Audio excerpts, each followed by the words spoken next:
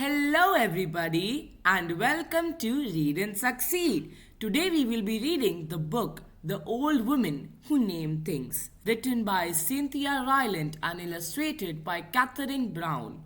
Today, I, Prabjot Singh Nanda, will be reading this book to you. So, without any further ado, let's begin. So, before starting to read this book, let's observe what's written or what illustrations are there on the front cover.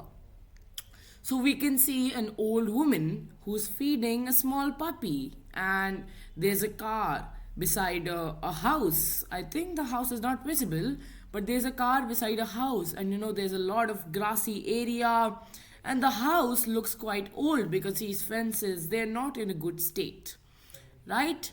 So let's move on.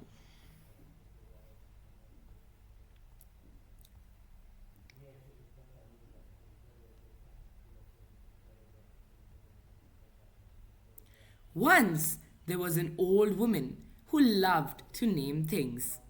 She named the old car she drove Betsy. She named the old chair she sat in Fred. She named the old bed she slept on Roxanne. And she named her old house Franklin. So as you can see, that's, her whole old house, that's Franklin, and here's Betsy, her car. Every morning she would get out of Roxanne, have a cup of cocoa in Fred, lock up Franklin, and drive to the post office in Betsy. She always hoped for a letter from someone, but all she ever got was bills. The reason the old woman never got any letters was because she had outlived every single one of her friends. This worried her. She didn't like the idea of being a lonely old woman without any friends, without anyone whom she could call by name. So she began to name things. But she named only those things she knew she could never outlive. Her car, Betsy, had more get up and go than anything around. Her chair, Fred, had never sagged a day in his life. Not one creak or moan had she ever heard out of her old bed, Roxanne. So, this is her sofa, and that's her bed, right? And this is her house. The old woman never worried about outliving any of them, and her days were happy. So you can see that there's a small puppy with her also, right? Okay. And she's washing her car, Betsy. One day, when the old woman was out soaping some mud off Betsy, telling her that Franklin wouldn't want to be seen with a car that didn't keep its bumpers a little cleaner, a shy brown puppy came to the old woman's gate. The old woman had not named the gate because two of its hinges had rusted off, and she could tell the gate wasn't long for this world. The shy brown puppy wagged its tail.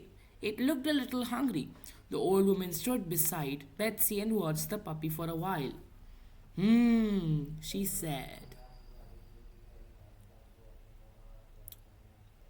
So as you can see, the old woman had gone near to the puppy and was observing the puppy for quite a while. Then she walked into Franklin, got a chunk of ham from her refrigerator, and came back outside.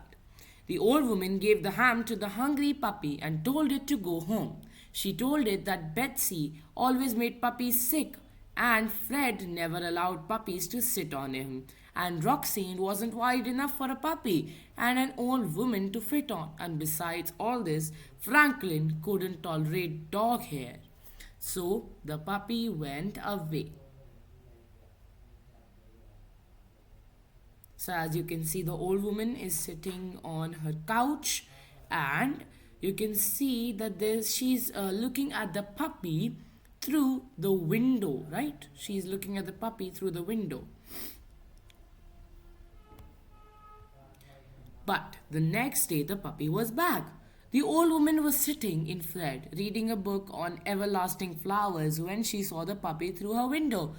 Go home, she called to the puppy. The puppy wagged its tail, and when it saw her, go home, she called again.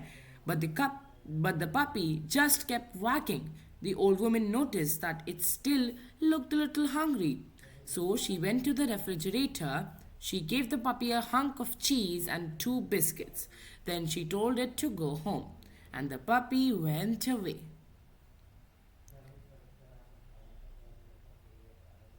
So this is showing that the woman is getting ready for sleep, right? That night, as the old woman plumped up the pillows on Roxanne, she thought about the puppy. It was a very nice puppy, she thought. It was a very pretty puppy, she thought. But it couldn't stay. If it stayed, she would have to give it a name, and it could never last long as Franklin or Fred or Betsy or Roxanne. She might outlive it, and she didn't want to risk that. She didn't want to outlive any more friends. She would just keep telling it to go home. Every day, the shy brown puppy came to the old woman's gate. Every day, she fed it and told it to go home. Always it went away, and always it came back the next day. This went for many months. The puppy got bigger and bigger until soon it wasn't a puppy anymore. It was a dog, and it was still a dog with no name. In all this time, the old woman had gotten a new dresser that she had. So, before moving on to the next page, let's look at this illustration a little more carefully. So when you look at this, you can see the old woman giving a bone to that little puppy who isn't a puppy anymore. He's a big dog, big wild dog. And her garden, and you can see her door which had its hinges off. And she's feeding the puppy.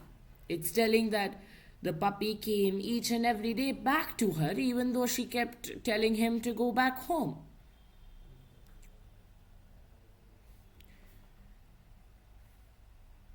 A new wheelbarrow that she had named Francine, and a new concrete brick for her garden that she had named Bud. But the dog, she said faithfully, fed at her gate every day, still had no name. Since it had no name, the old woman didn't have to worry about outliving it, and she thought herself pretty clever in this. So, this is the pig that she's talking about, right? And there's a wheelbarrow, but the wheelbarrow is not shown here. And you can see the garden has grown all kinds of tulips and flowers, right? Then one day, the shy brown dog did not come to the old woman's house. She sat and fed and watched the gate all day long. But the dog never came. The old woman felt sad. The next day again, the dog did not come. The old woman drove Betsy around town looking for the dog, but she did not find it. The old woman felt even sadder. So you can see that the old woman is very sad, right? And she is driving around in her car, Betsy, to find the dog, even though it's raining outside. So we can see that she is calling somebody on the phone. Just think, okay. What do you think? Who is she talking to on the phone? Now, before this, it was mentioned that, the woman didn't know anybody else because she had outlived everybody. So who was she calling?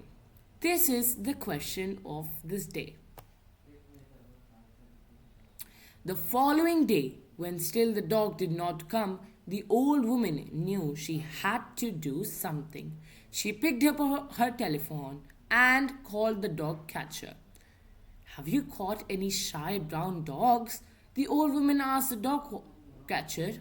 We've got a whole kennel full of shy brown dogs, ma'am, said the dog catcher. Was yours wearing a collar with its name on it?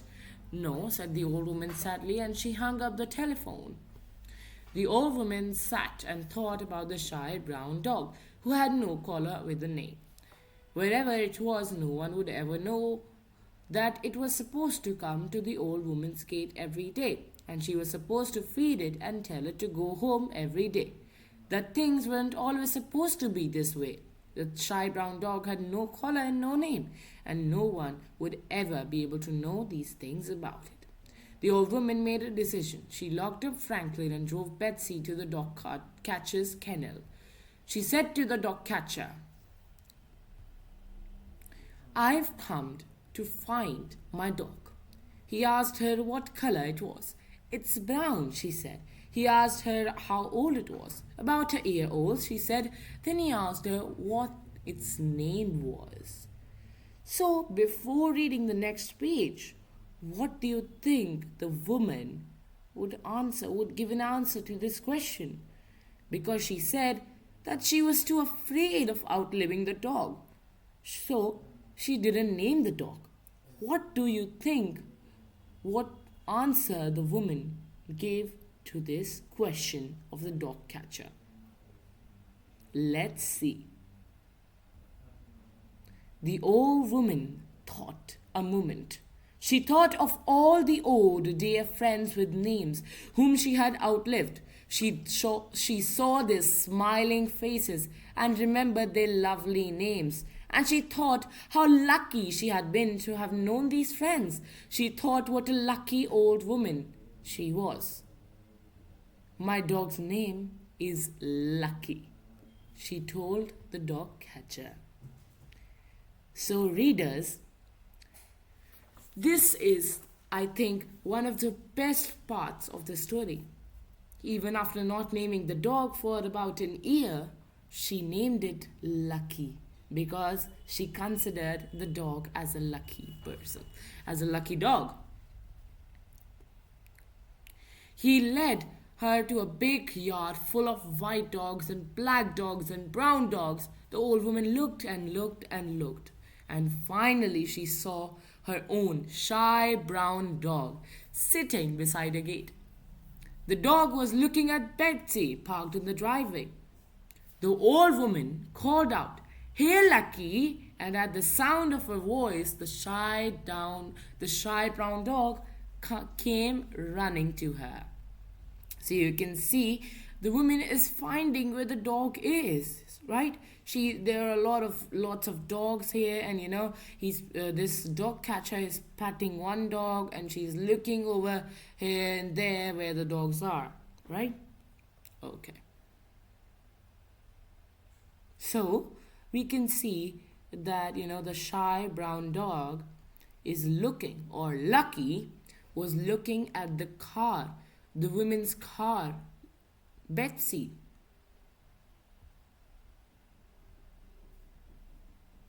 From that day on, Lucky lived with the old woman, and he always came when his name was called.